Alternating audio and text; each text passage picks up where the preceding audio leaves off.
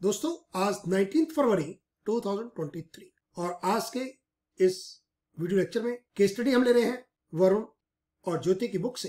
As usual पहले questions को समझेंगे, एक्सेल में उसके कैलकुलेशंस, फिर एक्सेल वर्कबुक में हमने डेटा फीड किया है और ITR 3 को हमने ऑलरेडी डाउनलोड कर रखा था, उसको रीनेम कर दिया था केस 302। इस क्वेश्चंस में कॉम्प्लिकेशंस आपको देखने को मिलेगा। हाउस प्रॉपर्टी के अंदर म्युनिसिपल वैल्यूएशन और फेयर रेंट नहीं दिया हुआ, स्टैंडर्ड रेंट और रेंट रिसिप्ट दिया हुआ है। जब म्युनिसिपल वैल्यूएशन और फेयर रेंट ना दिया हो तो क्या हम इसको जीरो मान सकते हैं? नहीं, ऐसा हो नहीं सकता कि स्टैंडर्ड रेंट 22 लाख हो और उसको जीरो मान ले। फेयर रेंट कैसे जीरो हो जाएगा? तो इसलिए हमने माना ये कि फेयर रेंट, म्युनिसिपल वैल्यूएशन और स्टैंडर्ड रेंट तीनों की फिगर एक जैसी है। दूसरा, जीएसटी में टर्नओवर 1,07,10,000 दिखा रखी है, ट्रेडिंग काउंट में 1,02,00,000 है। ये भी पंगे का काम है। हमने जीएसटी वाली जो शीट है उसमें फिर 1,02,00,000 ही लिखा है, क्योंकि यदि हम ट्रेडिंग काउंट में चेंज करते हैं तो वहां फिर प्रॉफिट बढ़ जाएगा। फिर हमने यहां पर पंगा फिर अवॉइड किया एक बार।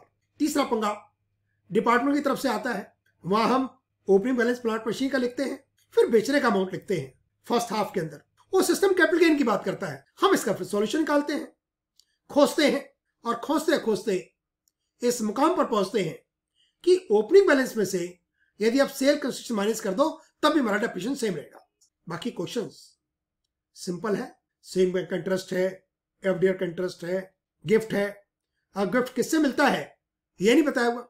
फिर हमने एक बार फिर एज्यूम किया, एज्यूम तो हमें कुछ करना पड़ेगा कि ये नॉन रिलेटिव से मिला। हमने उसको फिर टैक्स कर दिया। ईएलएसएस है, पीपीएफ है, एनपीएस 80,000 का हमने 50 लिया 81B में और डिफरेंस डाल दिया 30,000 का 8061 के अंदर। लेकिन वो हमारा किसी काम नहीं आ रहा क्योंकि 150 की फिगर तो क्रॉस कर गई। हमने एडवांस टैक्स भी चुकाया। गोविंद सागर जो हमारा टेनेंट है उसने टैक्स काट लिया। जो बैंक में एफडीआर कराई उस पर 10% टीडीएस कट गया। आज डेट हो गई 19 फरवरी, ड्यू डेट थी 31 अक्टूबर, क्योंकि ऑडिट का केस है तो लेट फीस तो लगेगी। और वैसे भी क्वेश्चंस में हमें सेक्शन 139 ब्रैकेट में 8S लिख करना चाहिए, लेकिन हमने आपको पहले कभी बताया नहीं और बताना भी नहीं चाहते। क्यों कंफ्यूज करें आपको? तो वहां पर जब आप ऑप्शन चूज करें 139 ब्रैकेट में 4 को चूज कर ले after due date. Late fees तो हमको लगानी पड़ेगी 5,000 रुपया। 234 ABC की बात भूल जाओ, वो भी हम आपको 6 टर्म में करवाते हैं। फिर हम आपको कंफ्यूज नहीं करना चाहते इस बारे में भी। हम आपसे ज्यादा एक्सपेक्ट नहीं कर रहे। जो हमने आपको पढ़ाया नहीं उसका एक्सपेक्टेशंस कैसे कर लेंगे आप? आपके विचार मुझसे मिल भी सकते हैं और नहीं भी मिल सकते।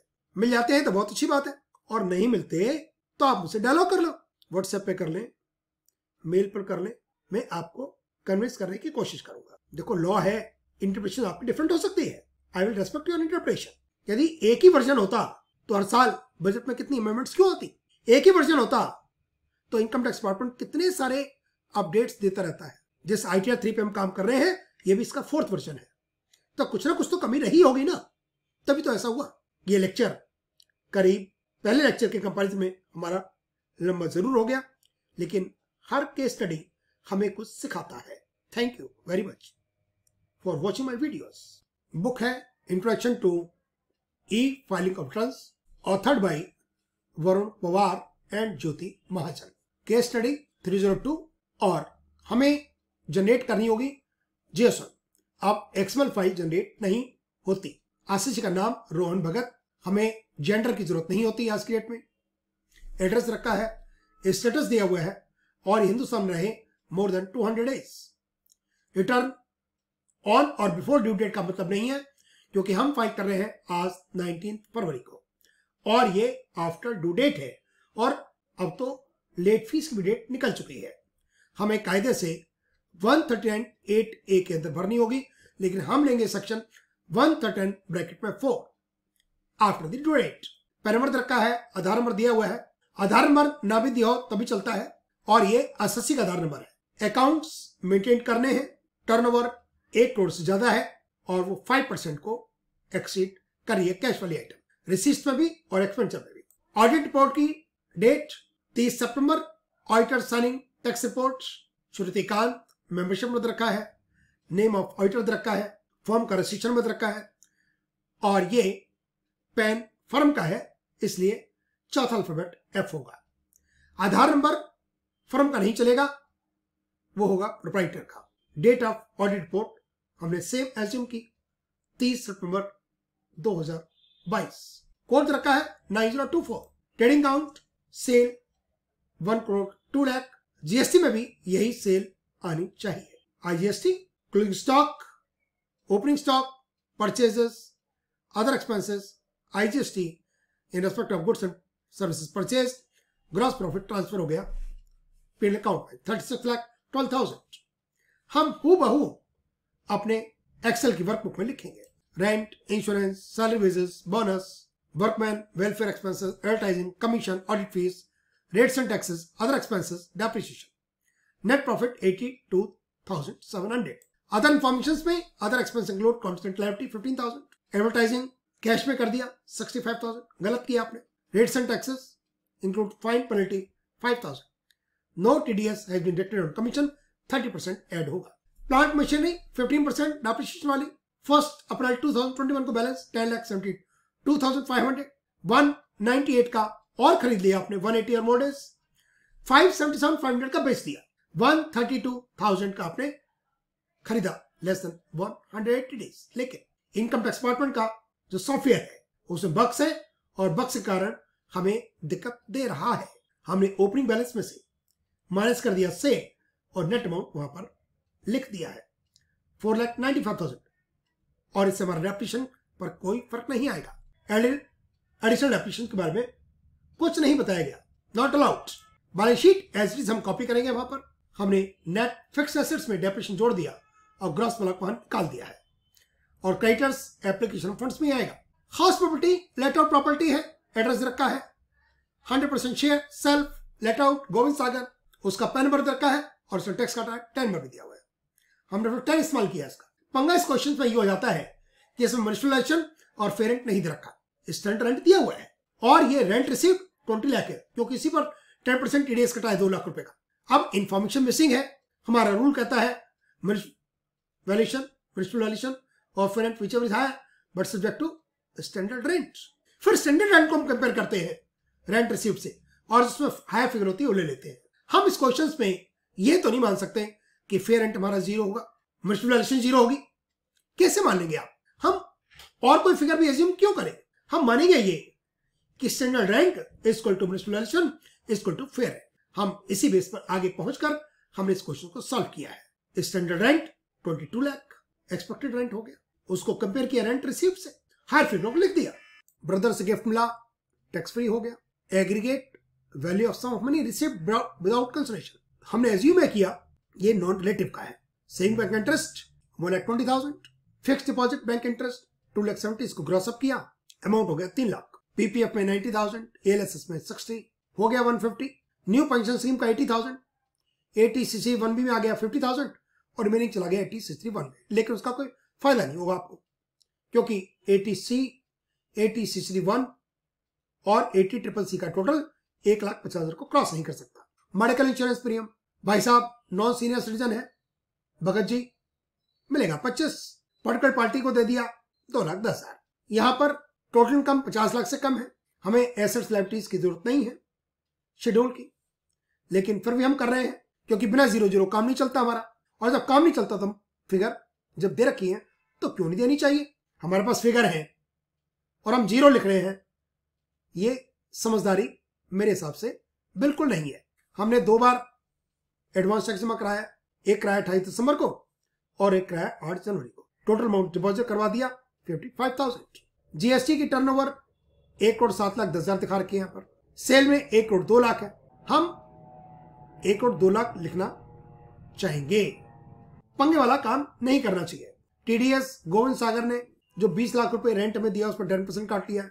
जो कैनरा बैंक में एफडी है 3 लाख जहां से इंटरेस्ट मिला उसने 30,000 रुपए टीडीएस काट लिया हमारा। 2 बैंक अकाउंट है, एक एचडीएफसी में है और दूसरा कैनरा बैंक में है। कैनरा बैंक में सेविंग भी हो गया और कैनरा बैंक में एफडीआर भी हमारी है। रिफंड चाहते हैं एचडीएफसी बैंक में। 80 का नाम तो रोहन भगत, वो मैं शुरू में मिल गया। बापूजी का नाम मनीष भगत और रोहन भगत खुद रिटर्न फाइल कर रहे हैं। हमारी एक्सेल में tax calculations, gross annual value 22 lakh, municipalisation और फेयर रेंट नहीं दिया हुआ। स्टैंडर्ड रेंट हमें दे रखा है और दे रखा है rent receipt. Rent receipt 20 lakh है। फेयर रेंट और म्यूचुअल वैल्यूएशन मिसिंग है, क्वेश्चंस में होना चाहिए, इसलिए हमने इसको मान लिया कि स्टैंडर्ड रेंट के बराबर ही वो अमाउंट 80,000 का taxes paid by the owner 21,20,000, उसका 30% स्टैंडर्ड एक्शंस और 2,40,000 का हाउसिंग लोन। अमाउंट आ जाता है 12,44,000। इसमें टैक्स ऑडिट होना है और हमारा इनकम आ रहा है 3,55,910। Net profit as per P and L account 82,700। Consent liability 7H पर ऐड हो गई। कैश पेमेंट 9B पर ऐड हो गया। पेनल्टी 7F पर और no TDS commission 8AB। Depreciation जो प्रोफिट अकाउंट में रखा है 2,75,000 और नया डेप्रिसिएशन 1,13,000। इनकम आ गई 3,55,910। लेकिन डेप्रिसिएशन जो आया है वो ओपनिंग बैलेंस 1 अप्रैल को 10,72,500, सोल्ड मोर देन 180 और मोर डेज 5,77,500। हमने इस फिगर को नेट ले लिया क्योंकि वहां पर इनकम टैक्स सॉफ्टवेयर बग्स होने के कारण प्रॉपर काम नहीं कर रहा। हमने इसको नेट फिगर ली। परचेज 180 और more days 1,98,000। Purchase less than 180 days 132। Depreciation का amount 113,850। Same bank interest 1,20,000। Bank interest 3 lakh, जिस पर टीडीएस कट गया 30,000। गिफ्ट फ्रॉम नॉन रिलेटिव 60,000 जो हमें सम ऑफ मनी मिला विदाउट कंसिडरेशन, और रिलेटिव से जो गिफ्ट मिला वो 80, वो टैक्स के दायरे से बाहर हो गया। अदर सोर्सेज का टोटल 4,80,000। ग्रॉस इनकम हो गई 20,79,910। पीपीएफ एलएसएस 90 + 60 150 पूरा मिल गया।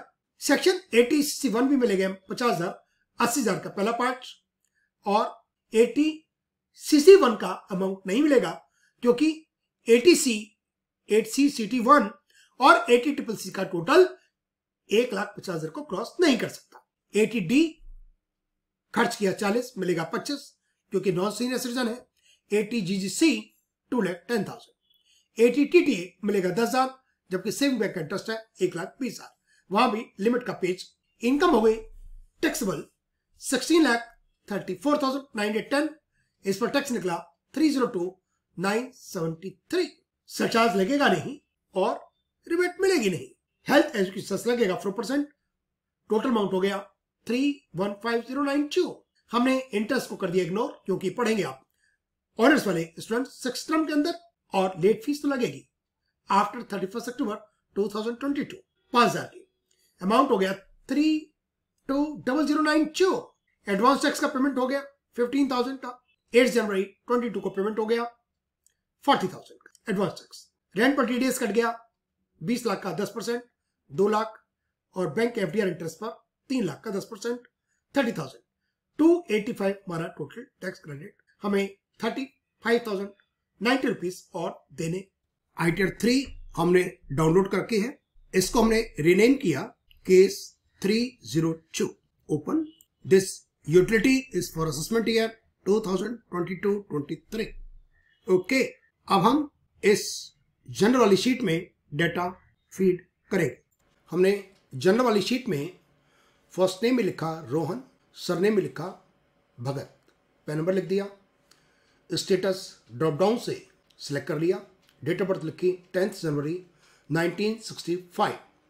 डेट ऑफ कमेंसमेंट हमें लिखनी है, हमने लिखा 1 अप्रैल 2020।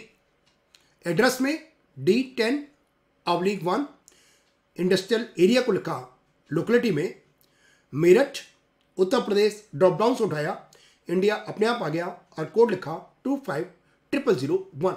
भगत जी का मोबाइल नंबर लिख दिया, अपना मोबाइल नंबर लिख दिया, उनका ईमेल लिखा और हमने लिखा अपना भी email which is rathor_incometax@yahoo.co.in। Last date गुजर चुकी है 31 अक्टूबर, हमने इसलिए किया आफ्टर ड्यू डेट, और आज है 17 फरवरी 2023। रेजिडेंट हमने ड्रॉप डाउन से उठाया, कंडीशंस में हमने फर्स्ट कंडीशन को चूज कर लिया। 115 BSc बाय डिफॉल्ट नो है। Options for current assessment year में ड्रॉप डाउन से उठाया not opting. Are you filing of return of income under 7th proviso? By default इसमें नहीं था, हमने नो उठा लिया ड्रॉप डाउन से। आधार नंबर हमें दे रखा था, हमने लिख दिया। Do want to claim the benefit of 115H? By default no था और फॉर का भी नो था। Return is being filed by representative SSC, हमने उठाया नो ड्रॉप डाउन से। Whether you are a director in company, हमने ड्रॉप डाउन से उठाया no. Whether you are a partner in a firm, इसको भी ड्रॉप डाउन से उठाया no. Whether you have held unlisted equity shares, हमने drop down से नो कर दिया। Are you liable to maintain accounts, हमने इसको यस कर दिया। और इंटरनेशनल फाइनेंशियल सर्विस सेंटर को हमने नो कर दिया ड्रॉप डाउन से। डिक्लेयरिंग इनकम 44AE एटसेट्रा, हमने इसको नो कर दिया।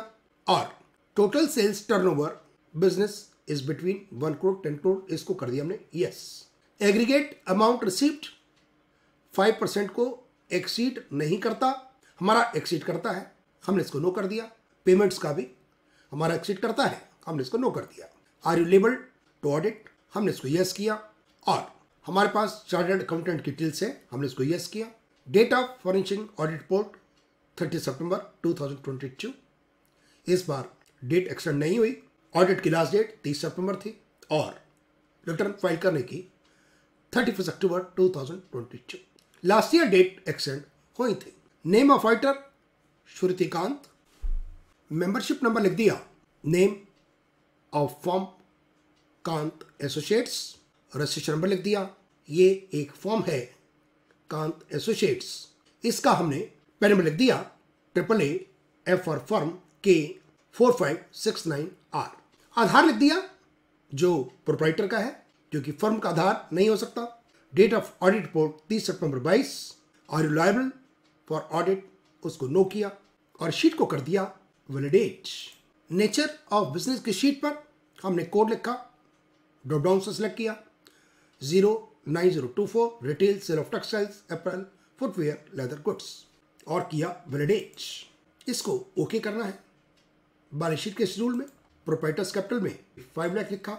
सोर्स ऑफ फंड्स का टोटल आ गया 55 लाख। 8,25,000 नेट एसेट्स हैं, हमने डेप्रिसिएशन का अमाउंट लिखा प्रॉफिट अकाउंट से 2,75,000 और ये हो जाता है 11 लाख ग्रॉस ब्लॉक। हमने गवर्नमेंट सिक्योरिटीज लॉन्ग टर्म वाला लिखा 15 lakh. 40,000 short term preference shares, हमें ग्रीन बॉक्स में लिखना है। Finish goods 16 lakh, debtors 10 lakh 67,500, cash in hand 5,50,000, balance with banks 11,27,500।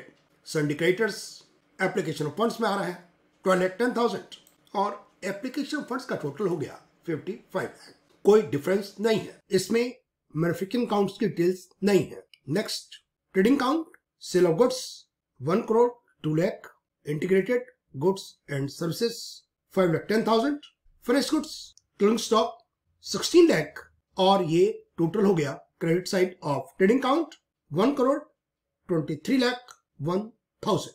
Opening stock 6,40,000, purchases 76,50,000, other expenses में लिखा 1,02,000 और यहां आपको लिखना होगा, ये मैंडेटरी होगा, integrated goods and service tax 3,06,000 और ये अमाउंट आ जाता है gross profit from business professions transfer to profit and loss account 36,12,000। हमने शीट को किया validate. Next, gross profit transfer from trading account अपने आप आ गया। ये प्रॉफिट एंड लॉस अकाउंट का शेड्यूल चल रहा है। रेंट 2,20,000 और यहां से डेबिट शुरू हो चुका है। क्रेडिट का टोटल 36,12,000। सैलरी वेजेस 15,40,000, बोनस 1,71,600, इसको नो करना होगा। Insurance general 22,000, staff welfare expenses 27,500, advertisement 5,50,000, commission 90,200, ये पेड आउटसाइड इंडिया होती तो लिखते हम यहां पर। ऑडिट फीस 55,000, अदर एक्सपेंसेस यहां आपको लिखना होगा मिसलेनियस, हमने कर दिया 3,74,000। डेप्रिसिएशन में लिखा 52 नंबर पर 2,75,000 और ये नेट प्रॉफिट बिफोर टैक्स आ गया 82,700। हम अदर इंफॉर्मेशन के शेड्यूल पर है 7 नंबर पर, expenditure debited to P and L account to the extent disallowable under section 37। Contingent liability है 7H पर 15,000 और पेनल्टी फाइन है 5,000 का 7F पर। कमीशन पर कोई TDS नहीं काटा गया, उसका 30% हमें एडबैक करना होगा। हमने कर दिया 8 कैपिटल A का B 27,060 और 65,000 का कैश पेमेंट वो हमने कर दिया 9B में और शीट को कर दिया वैलिडेट। अब हम बीपी के शेड्यूल पर जा रहे हैं। 82,700 आ गया प्रॉफिट एंड लॉस अकाउंट से। डेप्रिसिएशन आ गया 2,75,000 प्रॉफिट एंड लॉस अकाउंट से। 20,000 आ गया 7 सील नंबर से OI और ये आया OI के 8 नंबर से और ये आया OI के 9 नंबर से। हमने प्लांट मशीनरी का ओपनिंग बैलेंस लिख दिया 10,72,500। 198 का एडिशंस, 180 और मोर डेज, 5,77,500 का सेल और 132 का एडिशन, 180 से लेस देन। डेप्रिसिएशन आ गया 1,13,850। लेकिन जब इसको हम वैलिडेट करते हैं ये कहता है DPM 15 capital gain loss under section 50 can not be blank और यहां पर हम कुछ नहीं कर पा रहे। इनकम टैक्स डिपार्टमेंट के सिस्टम में बग्स है। इसका तरीका हमारे पास यही है, हम रिटर्न डाउन वैल्यू 1 अप्रैल की और 577,500 को नेट फिगर इसका लिख दे, तब भी डेप्रिसिएशन का अमाउंट सेम ही आएगा 113,850 और ये बीपी के और इसको वैलिडेट करें तो ये हो जाता है और ये बीपी के शेड्यूल में जा चुका है। Yes, depreciation allowable under section 32। हमने डीपी के शेड्यूल को वैलिडेट कर दिया। हाउस प्रॉपर्टी का शेड्यूल, एड्रेस लिख दिया, हाउस नंबर 12 युवराज enclave Meerut Uttar Pradesh. Drop down से आ गया इंडिया, पिन कोड लिख दिया। और भी प्रॉपर्टी सेल्फ प्रॉपर्टी कोड नहीं है। लेट आउट है, गोविंद सागर टेनेंट है और इन्होंने टैक्स काटा है इसलिए इनका 10 नंबर लिख दिया। रेंट रिसीव होता है 20 लाख। यहां पर फेयर रेंट म्युनिसिपल वैल्यूएशन की कोई बात नहीं कही गई और रूल कहता है फेयर रेंट और municipal valuation whichever is higher but subject to maximum of standard rent. हमने एज्यूम ये किया कि फेयर रेंट या म्युनिसिपल वैल्यूएशन 22 लाख होंगी, 22 लाख स्टैंडर्ड रेंट हो गया और रेंट रिसीव्ड है 20 विच एवर इज हायर। आप एज्यूम ये नहीं कर सकते कि फेयर रेंट 0 होगा, आप ये एज्यूम नहीं कर सकते कि म्युनिसिपल वैल्यूएशन 0 होगी, ये सोचना गलत होगा। और हम कहें एज्यूम तो फिर आप कुछ भी कर सकते हैं, उसकी कोई सोचने की लिमिट नहीं है, लेकिन इट कैन नॉट बी 0। इसलिए हमें एज्यूम ये करना चाहिए कि फेयर रेंट और म्युनिसिपल वैल्यूएशन जो भी रही होगी वो subject to maximum standard rent है या उसके बराबर है। फिर हम करते हैं स्टैंडर्ड रेंट को compare with rent received whichever is higher.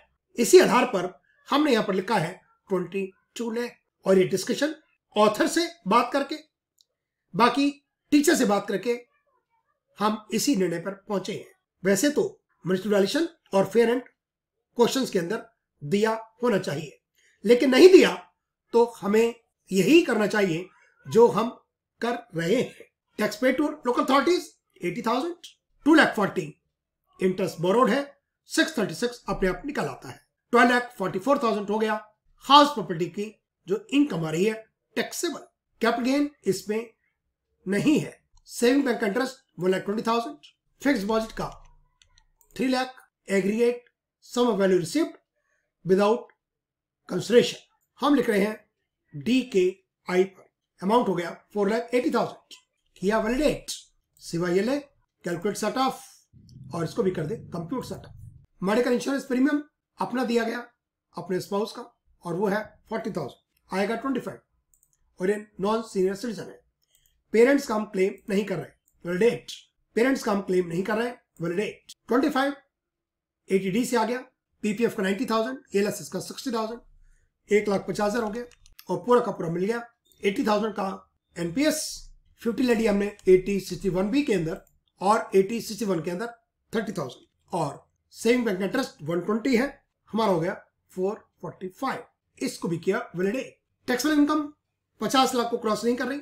लिखा हुआ है assets liabilities at the end of the year other than those include in part A balance sheet applicable in case where total income exceeds 50 lakh. नहीं exceed कर रही, लेकिन हमें यहां पर 00 लिखना पड़ेगा। इसलिए बेटर है कि जो वैल्यू मैंने रखी है वो हम लिख दें।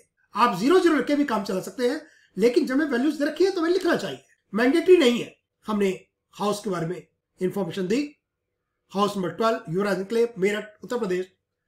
ड्रॉप डाउन उठाया, कंट्री अपने आप आ गया, पिन कोड लिख दिया, अमाउंट लिख दिया 55 lakh, jewellery 12,10,000, vehicles 40,40,000, bank balance 42,84,500, cash 8,25,000। बाकी सब में कर दिया, जब ब्लैंक था 0। इंटरेस्ट फर्म के बारे में लिख दिया 9 और लेफ्टी के बारे में भी लिख दिया 0। किया वैलिडेट। हम जीएसटी के शेड्यूल पर हैं, हमारी सेल 1 करोड़ 2 लाख है, तो हमें यहां पर 1 करोड़ 2 लाख ही लिखना चाहिए। आप ये नहीं कर सकते कि इनकम टैक्स में सेल डिफरेंट हो और जीएसटी में डिफरेंट हो, पंगा हो जाएगा। हमने जीएसटी नंबर लिख दिया 09, पैन नंबर 7WT और इसको किया वैलिडेट। हम आईटी वाले शेड्यूल पर हैं। If the return is being filed under section 139(8)(a, any payments are made under section 140(b)। हम इसकी बात नहीं छेड़ रहे, कायदे से रिटर्न अपडेटेड है, 31 दिसंबर 2022 निकल गई है, लेकिन हम आपको अपडेट रिटर्न के बारे में कुछ नहीं बताना चाहते, कंफ्यूज नहीं करना चाहते। हमने इसको ओके किया, बेसर कोड लिखा, 28/12 को हमने पेमेंट की 15,000 की और 8 जनवरी 22 को पेमेंट की 40,000 की, एडवांस टैक्स 55,000 और इसको किया वैलिडेट।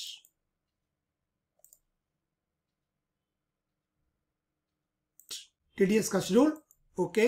यहां हमारा रेंट पर कटा है 20 लाख का 10%, 2 लाख, और बैंक ने 3,000 की एफडीआर के इंटरेस्ट पर 30,000 सेल्फ लिख दिया, 10 लिख दिया, डिडक्टेड इन हैंड्स लिख दिया, क्लेम्ड इन ऑन हैंड्स लिख दिया, और यहां लिख दिया इनकम फ्रॉम प्रॉपर्टी और यहां इनकम फ्रॉम अदर सोर्सेस और कर दिया वैलिडेट।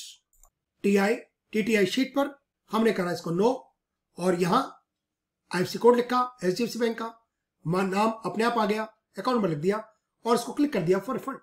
कैनरा बैंक का आईएफएससी कोड लिखा, कैनरा बैंक अपने आप आ जाता है एंटर करते के साथ ही, और अकाउंट नंबर लिखा, वेरिफिकेशन। यहां पर हमने कर दिया पिताजी का नाम मनीष भगत, सेल्फ ड्रॉप डाउन से उठा दिया, पैन नंबर अपने आप आया हुआ है और डेट है 19 फरवरी 2023 और दोपहर के 3:46। वैलिडेट। हम टीटी वाली शीट पर पहुंच गए। हमारा house public income 12,44,000, business profit की income 355,910, 4,80,000 other sources, 445 deductions, taxable हो गई 16,34,910 और हमने कर दिया कैलकुलेट टैक्स। हमारा टैक्स आ गया 3,15,092। हमने 234 एबीसी को कर दिया इग्नोर, 5,000 की लेट फीस जो कि आज है डेट 19 फरवरी और लास्ट डेट इसकी निकल चुकी। अभी हमें 35,90 का पेमेंट और करना है। हमने किया इसका generate JSO. Okay okay okay, save JSO. Okay, और ये जेएसओ हमारी आ गई। हमने देखा 1,20,000